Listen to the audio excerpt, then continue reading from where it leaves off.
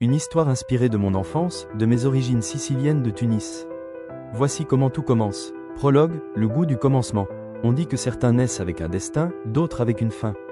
Stefano Tagliastrada, lui, est né avec les deux.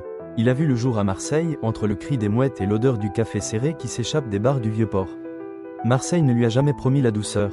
Elle lui a plutôt tendu ses contrastes, la chaleur humaine collée à la peau, et la brutalité des rues, aussi imprévisible que le vent qui arrive de la mer. Mais c'est là, dans cette ville mêlée, bruyante et diverse, que Stefano a appris à reconnaître une vérité simple: on porte plusieurs pays dans un seul cœur. Son père lui parlait de la Tunisie comme d'une lumière ancienne, d'un soleil qui nourrit les hommes autant que les olives. De la Sicile, il évoquait le feu, celui des fourneaux mais aussi celui des tempéraments. Sa mère, elle, ramenait son Marseille à la maison. Les mots qui roulent, les rires faciles, l'accent qui chante comme une casserole qui bout. Stefano a grandi dans ce mélange-là. Un enfant silencieux parfois, trop sensible pour le vacarme du monde, trop observateur pour être calme longtemps. Il regardait tout, le geste, l'odeur, le feu.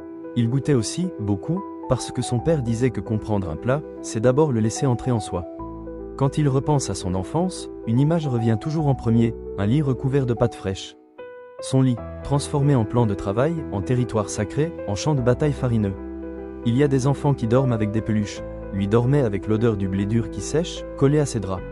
Sa mère disait en riant que c'était un miracle qu'aucun paquet de pâtes n'ait remplacé son oreiller. C'est peut-être là qu'est née sa vocation, dans ce geste simple, ancestral, presque pauvre, de transformer un morceau de pâte en quelque chose qui nourrit. Rien qu'avec les mains et un peu d'amour.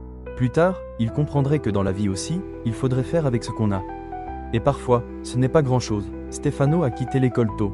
Pas par rébellion, mais par nécessité. Il s'est construit, non pas avec des diplômes, mais avec des heures, des sueurs, des doutes. Il a appris que tomber n'est pas grave, tant qu'on sait se reconstruire. Chez lui, l'échec n'avait jamais le dernier mot. Ce manque d'amour qu'il sentait parfois, ce creux invisible que personne ne remarque.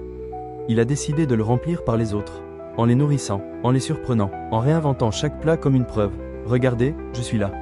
Je vaux quelque chose. On dit que le métier se vole. Stefano n'a jamais été un voleur. Mais il savait regarder, sentir, écouter jusque dans le silence des casseroles. C'est ainsi qu'il a grandi, en volant uniquement ce que les autres ne voyaient pas, l'essence des choses. Un jour, il partirait. Il traverserait des mers, des continents, des saveurs nouvelles, et tant d'autres choses qui lui ouvriraient des mondes qu'il n'aurait jamais imaginés. Mais ça, c'est plus tard.